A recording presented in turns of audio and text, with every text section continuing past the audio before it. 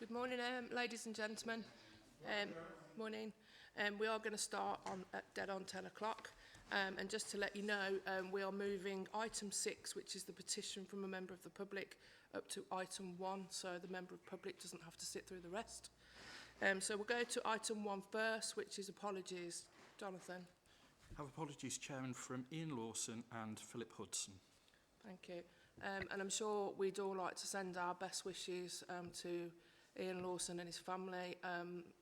I have spoken to his wife, Kay, and unfortunately Ian Lawson has now been moved to a hospice, so he's very poorly. We knew that was coming, so just to send our best wishes to Kay and the rest of the family. Number 2, declarations of interest. Are there any declarations of interest on anything on today's agenda? Councillor Smith? You need to declare your interest. I understand I have an interest in agenda item 6, Chairman. I need to leave when we go. The only question I would ask was that reading the papers, why is there no comment from the local member? There will be. That's as much as I okay. wish to. Thank you for your declaration. Yeah, you will need to leave when we get to that in a minute, after minutes of the last meeting, because obviously you sit on planning. So item number 3 is the minutes of the meeting held on the 7th of July. Do we accept those as a true record of events? Move them, Chairman. Do. Thank you. I'll sign them.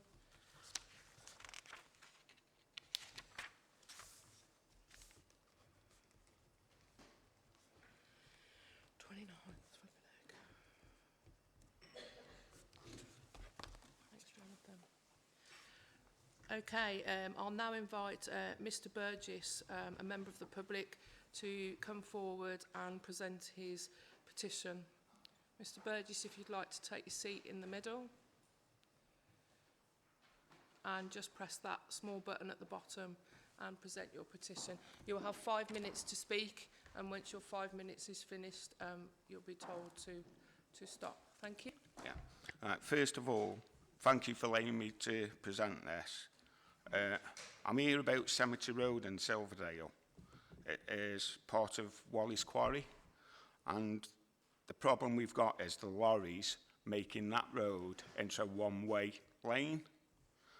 From 6:30 onwards, you can only get up one side of the road because the lorries are blocking that side, the other side of the road, which is a main road from Silverdale, Newcastle. It'll cover Keele, Sneed, all that sort of area.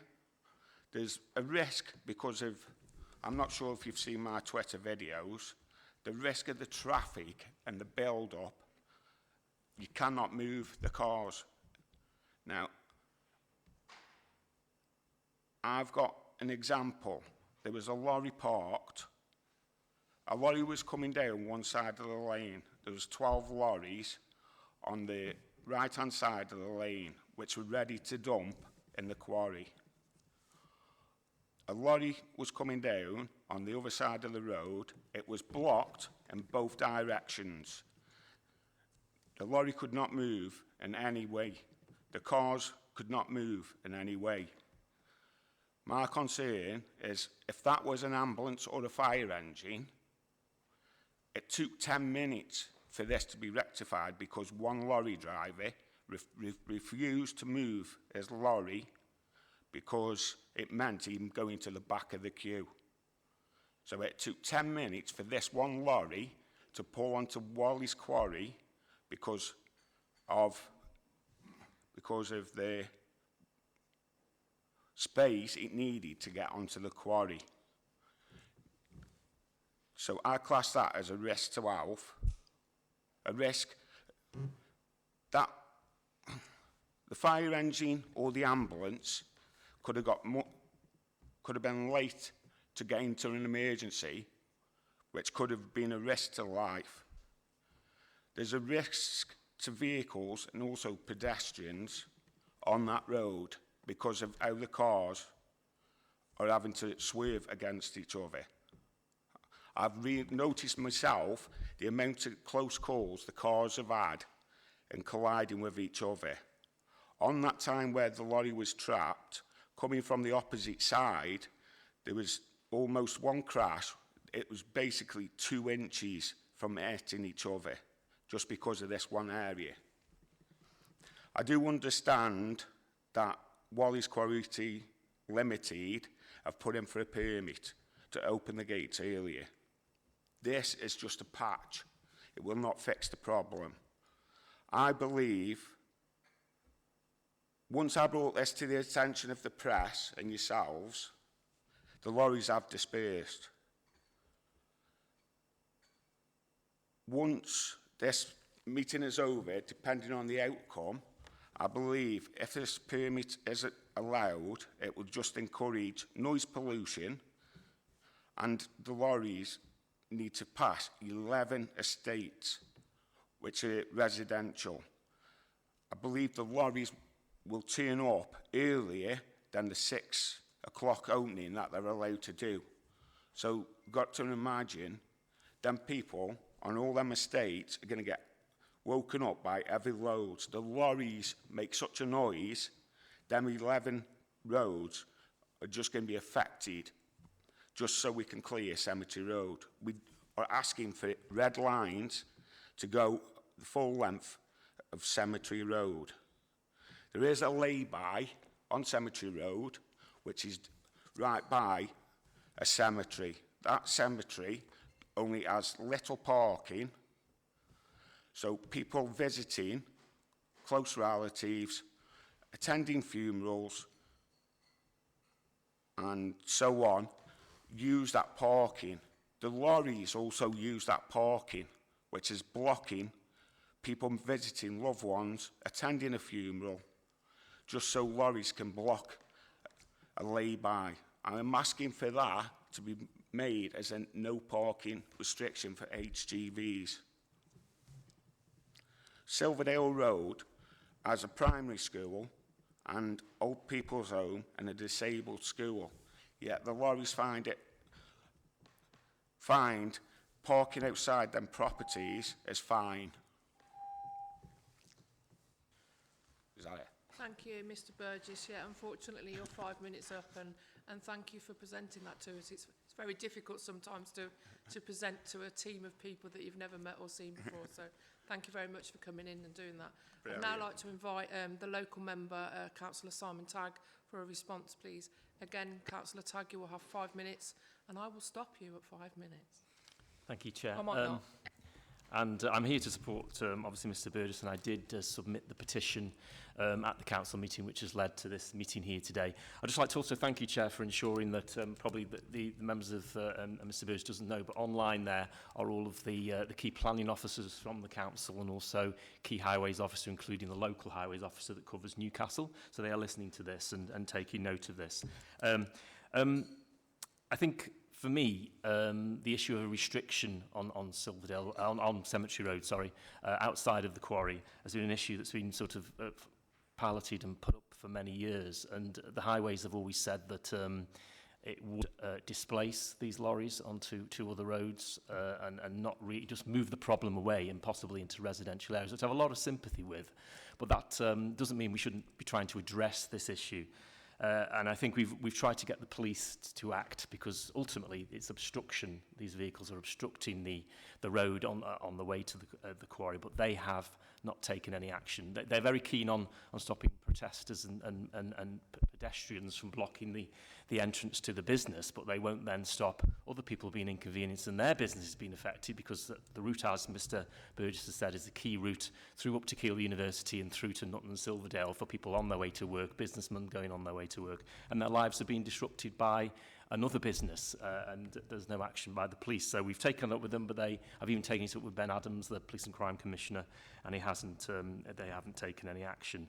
So for me, the plan application, which Mr Burgess has said has been submitted to allow some vehicles to be, up to about 11 or 12, to be off the road and down into the site and on the property of the operator, has been submitted. And I think this should, at the moment it's been evaluated by planning officer, I think it should be seriously looked into. A few years ago, an unofficial trial of this took place, and for many months this was in operation. And I did see at the time that it did relieve the issues of lorries on the road, particularly at that early hour time. So I'll be interested to see if that plan application can be brought forward.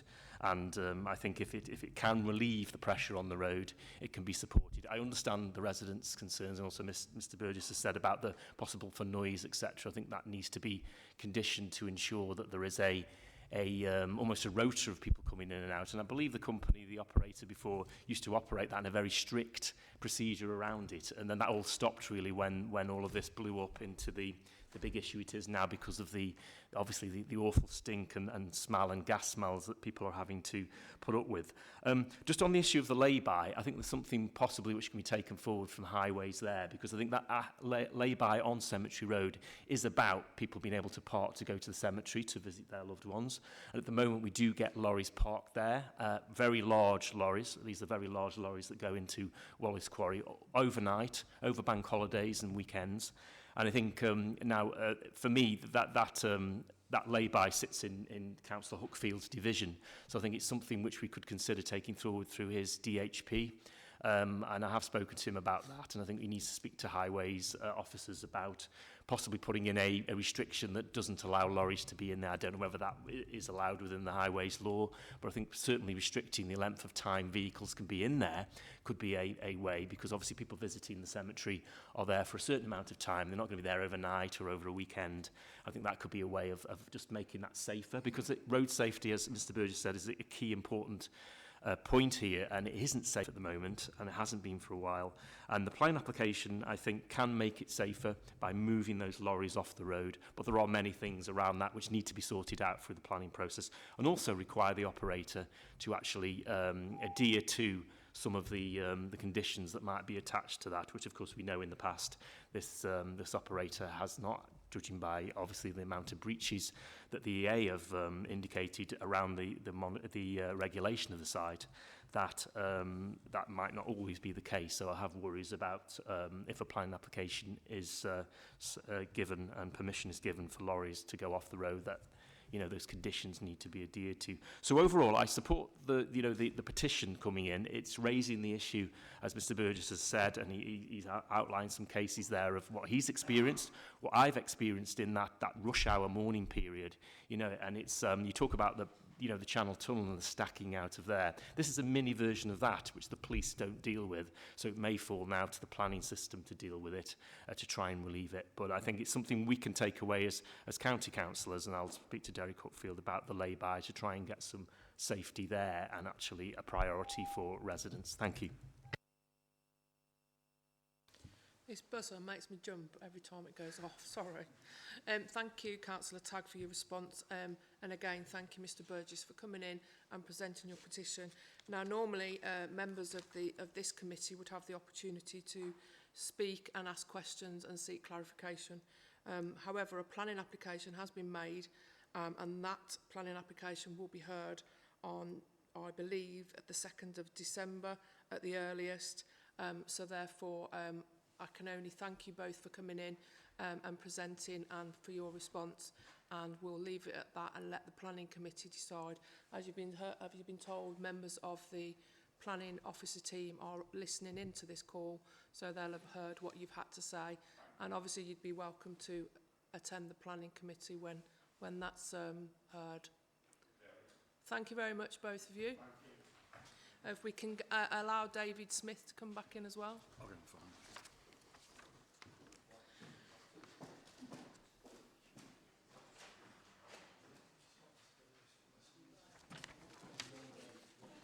That's it, can't say anymore.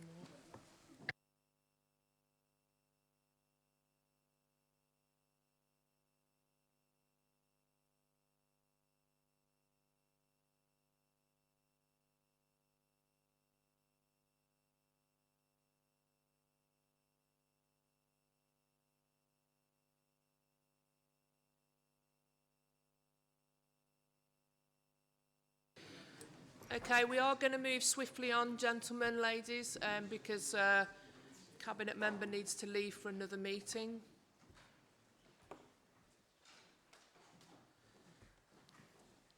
So we'll move straight on to the next item, which is the Schools White Paper opportunity for all, strong schools with great teachers for your child. So over to you, Councillor Price. Thank you, Chair. Yeah, apologies. Tim and I have been asked to meet with the Department for Education this morning, and that's a meeting that we really have to attend. So we've got a hard stop at about 11:15. I know we've got 2 items brought forward before you today, so I appreciate your time. So on the 28th of March 2022, the government published Opportunity for All, Strong Schools with a Great Teacher for Your Child, a new education white paper.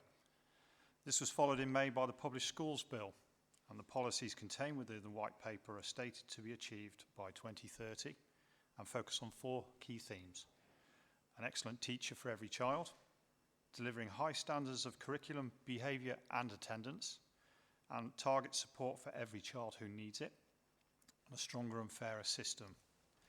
The paper you have today sets out the contents of the white paper and the subsequent schools bill, which provides the legislation required to enact the intentions for the reform of the school system. The schools bill introduces measures aiming at ensuring consistency in the system and raising standards, which affect school admissions, behaviour, attendance and absence, oversight, accountability and intervention, curriculum support and teacher and school leader development. The white paper the white paper introduced the opportunity for local authorities to establish their own MATs, and in Staffordshire 2/3 of our schools are already academies. And as a cabinet here, we've looked at creating a local authority MATs and have decided that we will not be going down that path. The County Council's position has not changed, and we continue to be highly supportive of the policy intention set out within the white paper, so that all children in Staffordshire benefit from being taught in a family of schools with their school in a strong multi-academy trust. We believe our role should be to champion the best interests of children in Staffordshire, as well as convening schools, trusts and our diocese and regional Department for Education to ensure we have a strong and robust approach to place-based planning and activity. We remain committed to champion the interests of children and working collaboratively to achieve the best outcomes for all of our children. The local authority retains a number of statutory duties relating specifically to children's education, including to ensure fair access to school places, to deliver suitable home-to-school transport arrangements, and to ensure high quality for education and for children and young people, particularly with special educational needs or disabilities, plus securing alternative provision outside a mainstream school. And that's something that will be talked about in the second paper that we've brought before you this morning.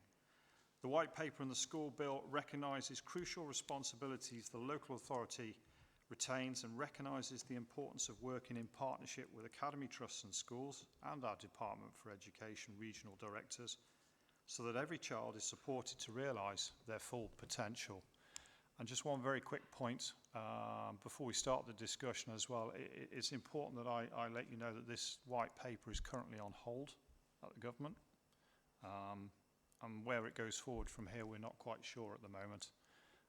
But I'm happy to take any questions. So thank you, Chair. Thank you, Councillor Price. Councillor Hudson?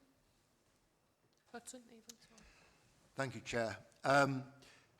I have only skimmed the papers, so I might have missed it. But in the white paper, it all seems to be about education providers doing much better for children. There is nothing in there about parental responsibility. Bringing up a child or putting a child through education requires both parents and schools to work together to make sure that discipline, learning, all is carried out effectively. Recently, there was something in the paper about a parent in Stoke trying to sue the council because their 7-year-old child couldn't write his own name.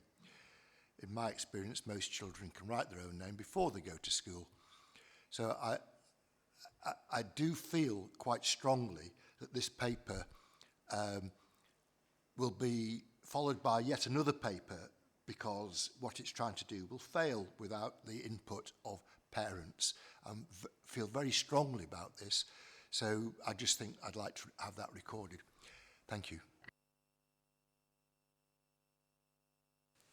Councillor Price, do you wish to respond? He's right. It's as simple as that.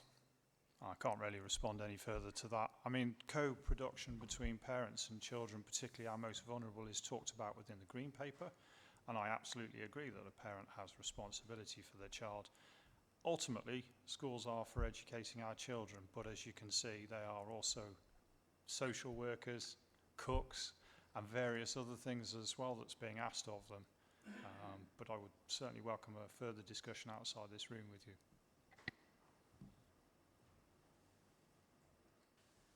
Councillor Smith, did you wish to speak? I was firstly just going to make a point about, I think it's imperative that parents are part of what's happening. I know from my point of view, having brought up a son and a daughter together with a very supportive wife, we did a tremendous amount for our kids. They're now long since past the education stage, and we're heavily into the grammar schools, the secondary school stage. One of the things I would be interested to know is we do a tremendous amount as far as disadvantaged children are concerned, and I very much commend that. I didn't see a great deal in the report about how we were going to support talented children and how we could bring the bright kids on to be able to achieve greater heights and get the right sort of places at university and to progress from there.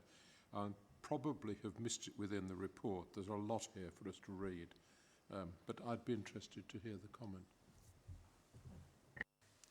Councillor Price? Tim?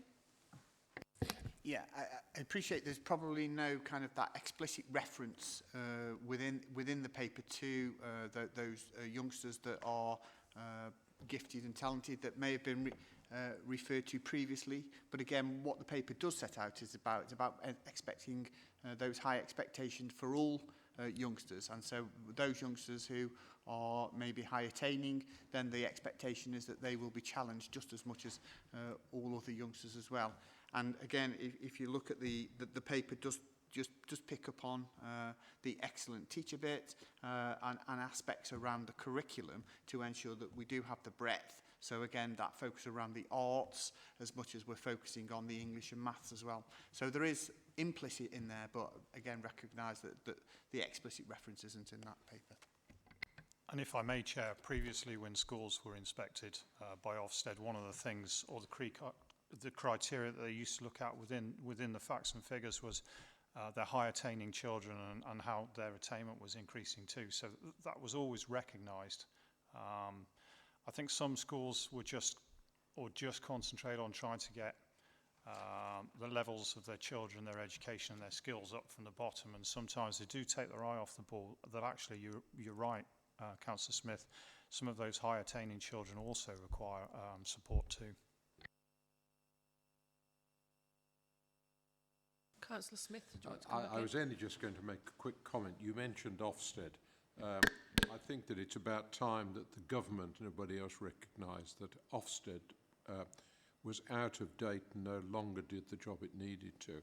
When we start looking at the computer information that we have on pupils, it's possible to monitor the performance of a school on a daily basis without the problem of a highly expensive Ofsted network.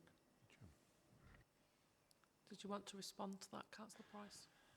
I mean, I've been present in a school where I've had to be challenged by Ofsted, and I do think the roles within the schools is still extremely important. They need to see what's going on the ground. I mean, we've had a couple of examples in the past where Tim and I have had concerns over schools, and we've spoken to the Department for Education, and they've been in there to check that everything is okay.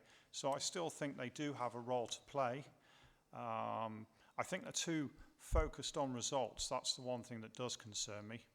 And the Green Paper will talk about how we need to nurture and support children that are not in school and who are in school, yet the White Paper talks more about making sure that every child is in school and we're getting damn good results from them. And there has to be a fine balance. And I still feel that Ofsted do focus too heavily. If you get a fully inclusive school, and I'm not suggesting that a fully inclusive school cannot become outstanding, but it's much harder to get the figures that you require. And Ofsted will come in and look at those figures, and although, so you've got you take on a lot of children that are not high attaining and will never get outstanding results, but you support them to give them the best education you can. That impacts on your figures. Those figures are inspected by Ofsted, and you struggle to get outstanding because they feel that you haven't achieved as good a grade as you can. I am aware that Ofsted now, when they go into schools, do look at this inclusivity, because it's extremely important to me that all of our schools are inclusive. But I do feel that our most inclusive schools are up against it when it comes to Ofsted. Thank you, Councillor Price. I was going to mention what you've just said, actually.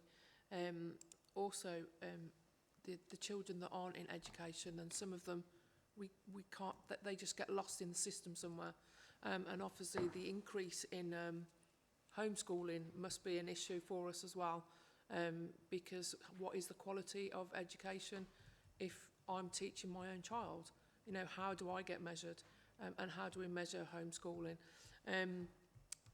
Just on the raising teachers starting salaries, my daughter's going to be pleased. She's just starting out on her teaching career this beginning of this month, and I've seen in just the few weeks that she's been teaching what teachers have to go to.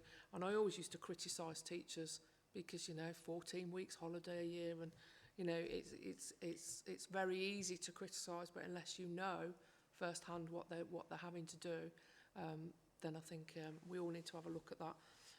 Happy with this report, and I think it's one of the better ones we've received that actually lays everything out in a bullet point situation, so we know where everything is, and it makes it easy reading as well. So, any further comments, Reverend Metcalfe?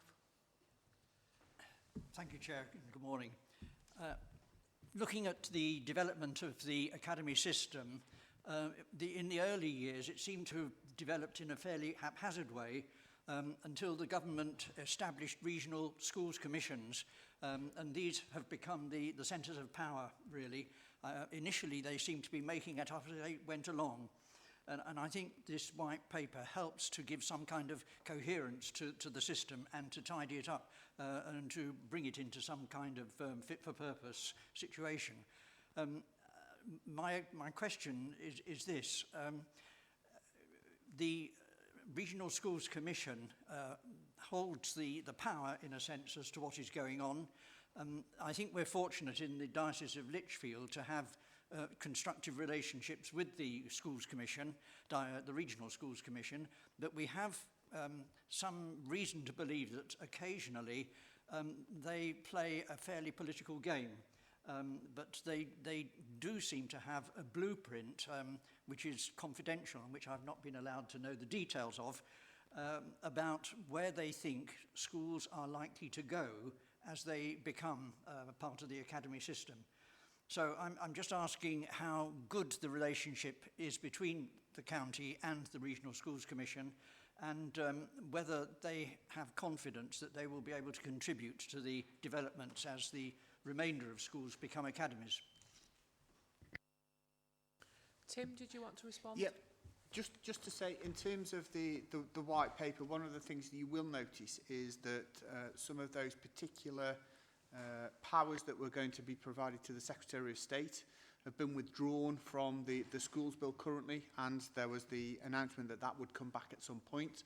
I think Jonathan was just saying about actually the teeth for kind of the regional director, regional schools commissioner as was.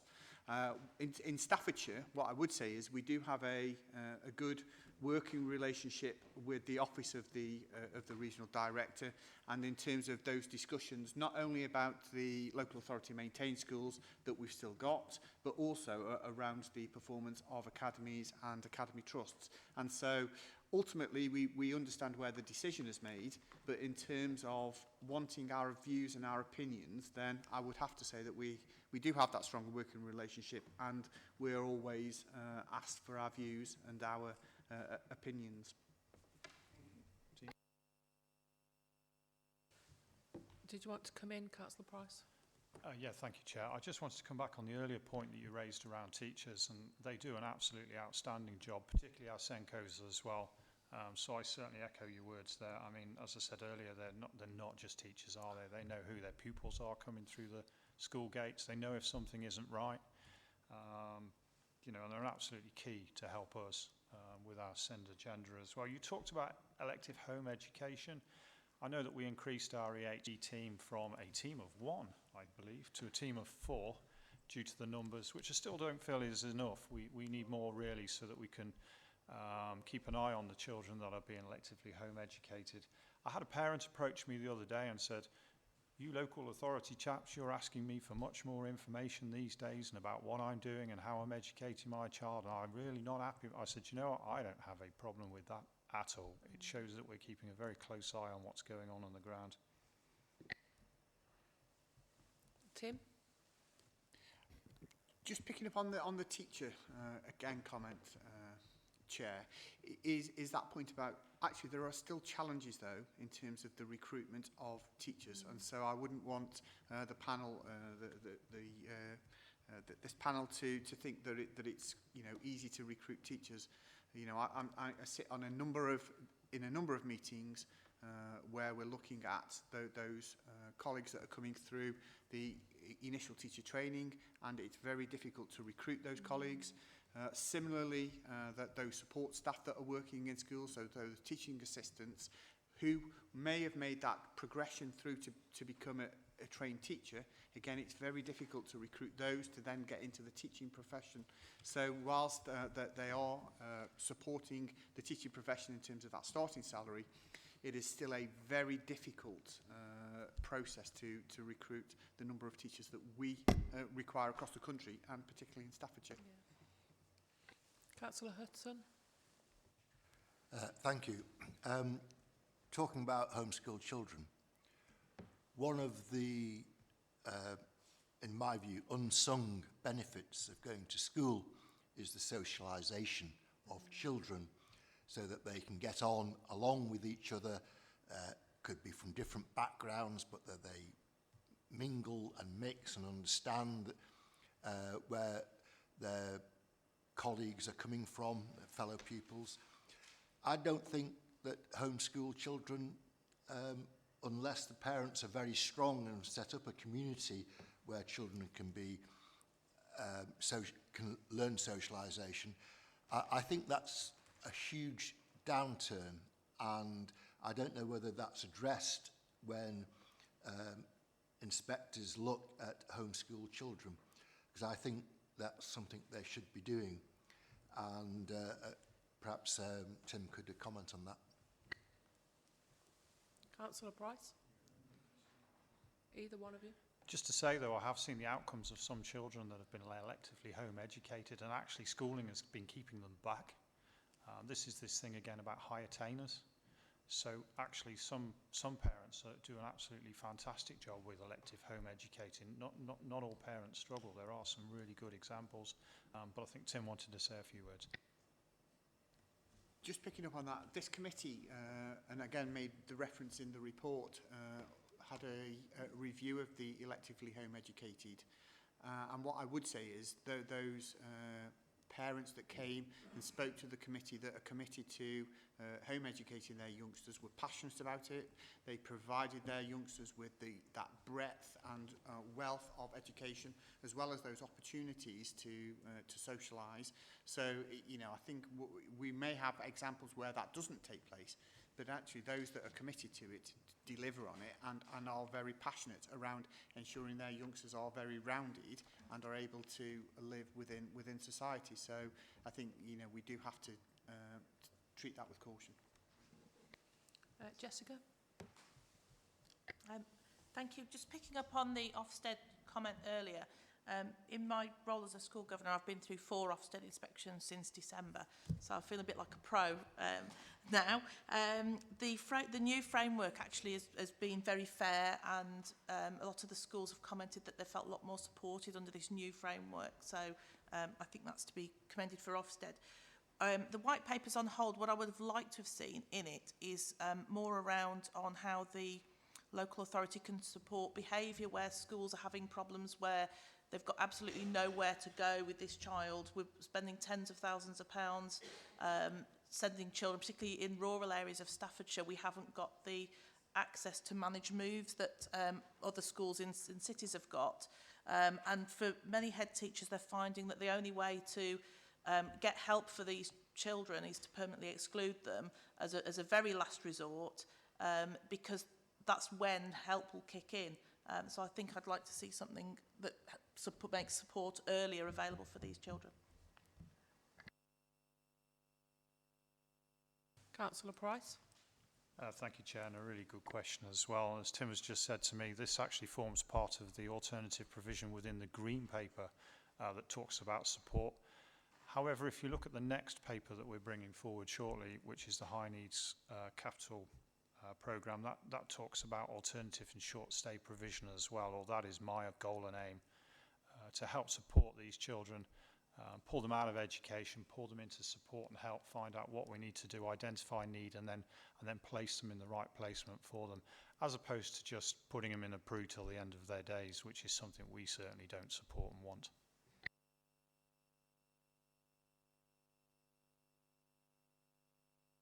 Chairman, only just on a point of information, really. I've had a problem where I've got an academy that's decided to make cost savings by closing on a Friday lunchtime, and I wondered how widespread that was across the county. Tim? Yep, so in terms of part of the white paper does address that. So what you will see there is they talk about the length of a school week becoming 32.5 hours. Now that includes lunch times and break times, but youngsters are expected to be in school for 32.5 hours a week. So that is actually addressed within the white paper. Any further questions or comments? Councillor Hussain? Thank you, Chair. I just want to make comment on paragraph 33 and 34. And that 33 and 34 essentially imposes and government expectations to impose some duties on the councils and the parents as well. I would like to know what additional duties, especially in those to the councils and to the parents, government expectations is in particular. And even if they want us to do as the authority to do these things, will the white paper give us the guarantee that we will get the resources that we needed? Most of the time, all good causes been lost because of the resources, I'm afraid. Yeah, thank you. So again, I want to commend this committee in terms of those particular paragraphs which refer to children not in school, which again comes back to, I think you wrote to the Secretary of State, requesting that the local authority is aware of all youngsters who reside in the authority that are not on a school roll. Currently, there is no legislation that says that a parent has to inform the local authority of their education. So there could be some youngsters in Staffordshire we're unaware of. That's what this part of the legislation sets out, that we need to know where they all are. Alongside that, there is a recognition that this becomes a new burden to the local authority because, to some extent, it's additional work that you've picked up. And so along with that additional work, they're looking at what resource is provided to all local authorities to undertake this piece of work. What I would want to assure this committee as well, though, is that the vast majority of the information currently that's required in that register of children not in school, we currently collect. What this bit does is it places that responsibility on parents and anybody that's providing some kind of education to let us know if they believe that the youngster's not known to the local authority.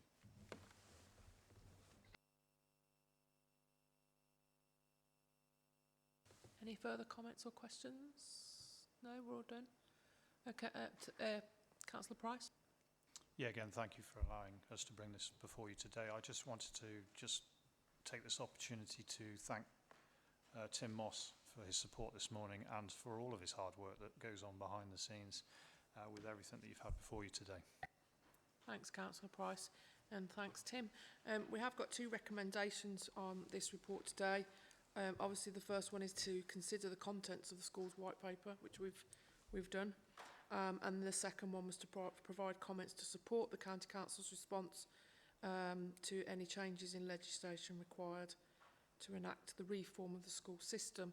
We've all had an input where we feel necessary. So are we happy with both of those recommendations? Thank you very much. Thank you, Councillor Price and Tim. I believe you're delivering the next one, so we'll move straight on to the Send High Needs Capital Funding 22-24. And for those who don't know, this is Carolyn Knight, and I wanted to thank Carolyn and Debbie Nash for the work that they've put in on this particular paper as well. So thank you, Chair.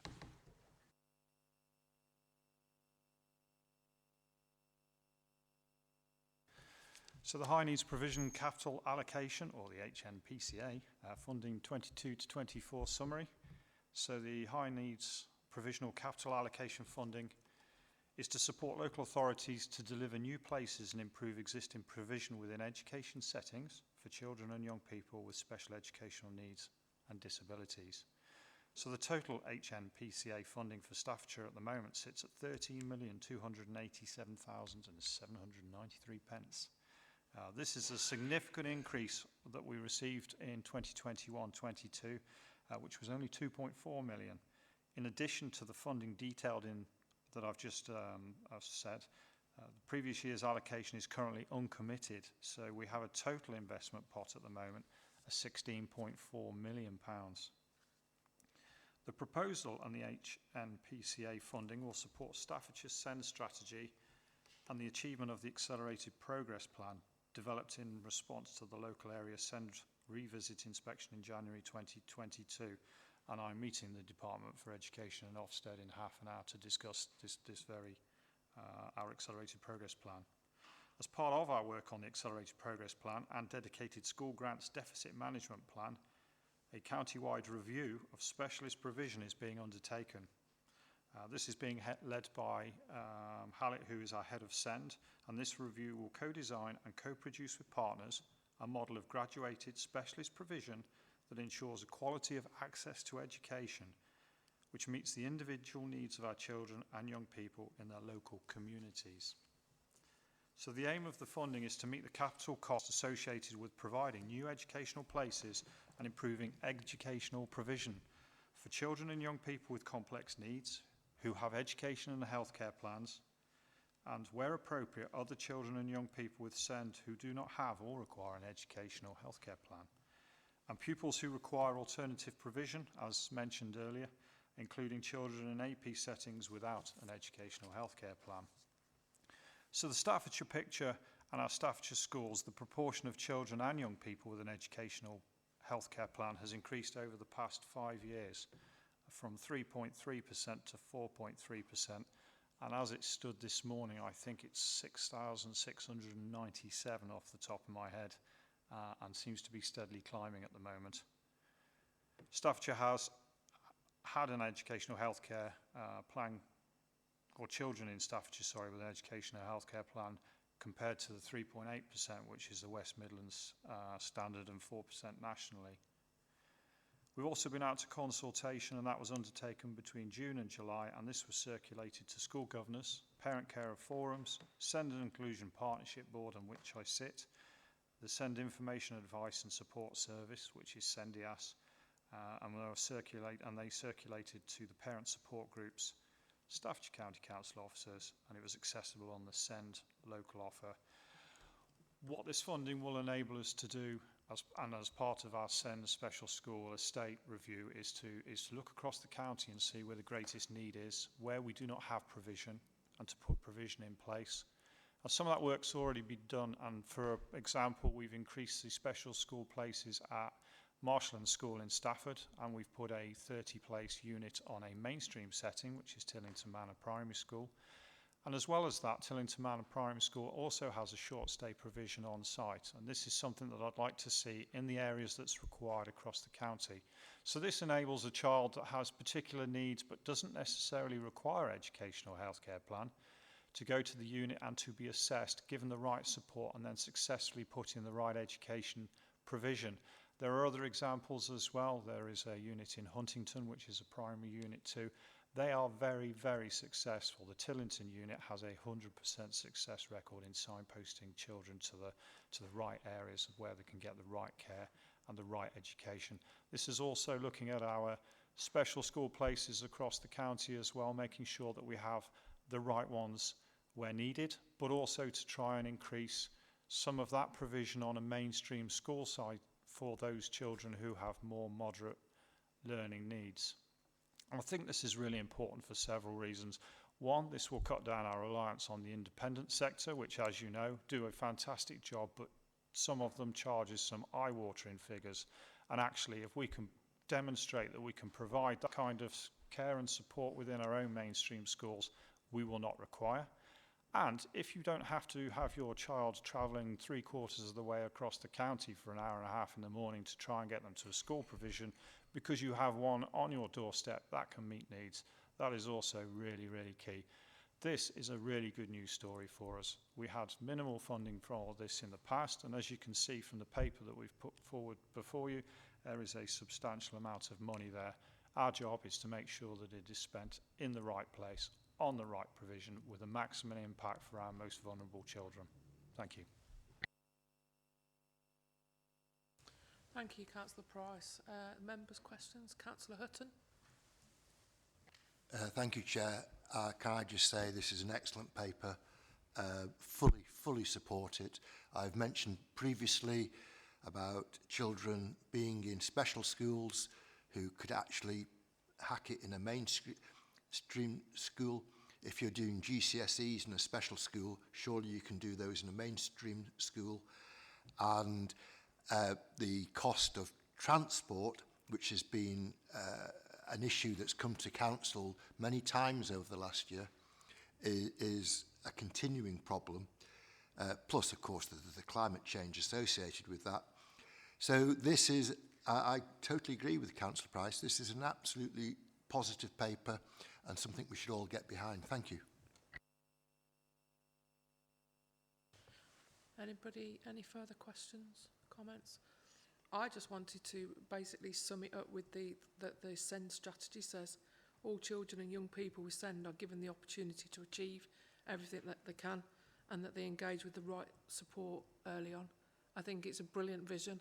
I think it's one that we're very passionate about, and I think it just sums up the whole paper in that one paragraph. So thank you for that. It makes it easier for us. Anybody else? Did you want to come back, Councillor Price? Thank you, Chair. I don't think I could particularly end that any better than you have, so thank you, Chair. Okay, no further comments. So we do have 3 recommendations to increase access to mainstream placement for children and young people with high needs, to increase the local availability of high need places to help reduce the requirement for out-of-area placements and travel. And the third one is to approve the Interim Director for Children and Families to be given delegated authority to allocate the funding to the individual capital projects at educational settings. Are we all happy with those 3 recommendations? And everybody feels that they've given what they can. Okay, that's brilliant. Thank you, Councillor Price and Carolyn for your time this morning. And we'll move on. You're free to leave. Thank you. I just want to thank yourself and the committee. I'm sure you can get to that meeting now.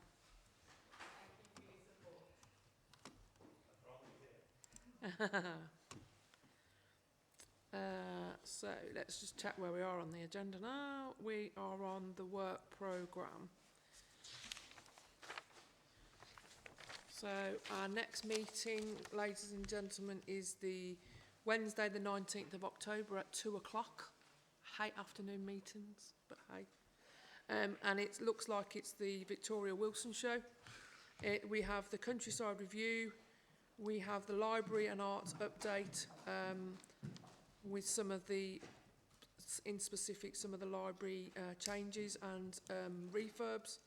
And we have the Chasewater Vision. We did have the Staffordshire History Centre update, but that's been deferred until the 16th of December meeting. And we have the Economic Recovery, Renewal and Transformation Programme as well. Is that the, have the highways one on there as well, Jonathan? Yeah, the civil parking enforcement item, Yeah. Chairman, we've currently included it for the October meeting, but I understand there might be some slippage Okay. in producing that report. So I think if and when that report does come to us, we need to be very, very careful that we don't upset Stoke-on-Trent City Council. So we'll look at that one when Councillor David Williams brings that to us. Is that one going to be including the bus gate stupid thing? The parking enforcement? Not aware of that it is, but we'll Right. wait for Councillor David Williams to come to us and let us know 'Cause where he that wants. particularly affects my division. Yeah, well, we'll look at that when David sends the report. And then the meeting after that is the 10th of November at 10 o'clock in the morning. Household waste recycling centres, digital infrastructure update, and what else did we say? Yeah, it is. Well, we try and make sure that we haven't got a whole host of cabinet members here.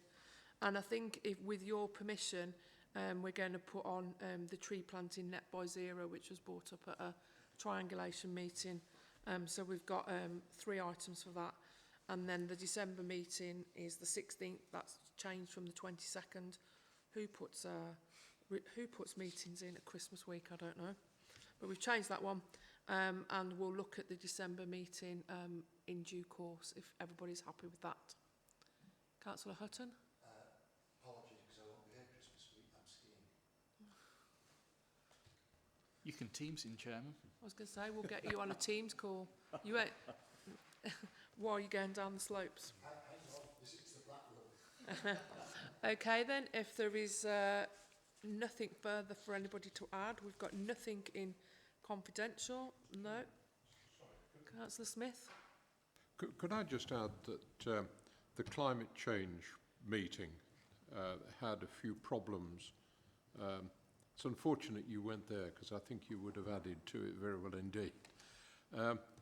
The feeling that came from the meeting was that to have it as a subcommittee of a scrutiny panel for something which was so important excluded the vast majority of members of the council who all have got passionate concerns about climate change, and there is a request going that the format of that committee should change, where it should open up to any member of the council that wants to attend. Okay. And it is still very officer-led, where the role of the vice chairman, from my understanding, was to be able to attract member comment rather than be solely an officer-down situation. I have to say that I, as you know, have views about climate change, and I put something forward about the member role, and I had an officer who commented that, well, what you should do is put that on your website. I find that a very unacceptable response, because it's something that I'm presenting to the council, not for my website. I don't have a website, so. Okay. I take those comments on board, and yesterday I was part of the Freedom of the Borough March with the Mercy and Regiment. So Mercy and Regiment soldiers or sitting in climate change. But yeah, well, we can take those comments on board and sort out where we go from that meeting if you want to send me some stuff. Well, I think Connor is doing that. Okay, that's fine. Can I ask you a question, Chair? Yes, you can, Councillor Williams. You saw the Mercy and Regiment yesterday. Was there any South Staffordshire badges on show? Not sure. We had members of the Staffordshire Regiment there because our two standard bearers are Staffordshire Regiment. I couldn't tell you about, they marched past that quick. I wouldn't know which cap badge to look for, so. The main thing is because the Mercius takes on Worcester and of the course Cheshires, yeah. other area, Yeah. Cheshire. So basically what's happened is the Mercian Regiment, the 2 platoon have merged with Mercia Regiment 1 platoon. So it's now 1 platoon, 1 regiment. So it was a sight to see. It was nice. They're in Nottingham today apparently, so. I have a personal interest in it. Yeah, thank you very much, Bernard. Okay, that's the end of the agenda, so I'll close the meeting at 10:55. Wow, an hour. Thank you very much for your attendance today, and I'll speak to you all soon.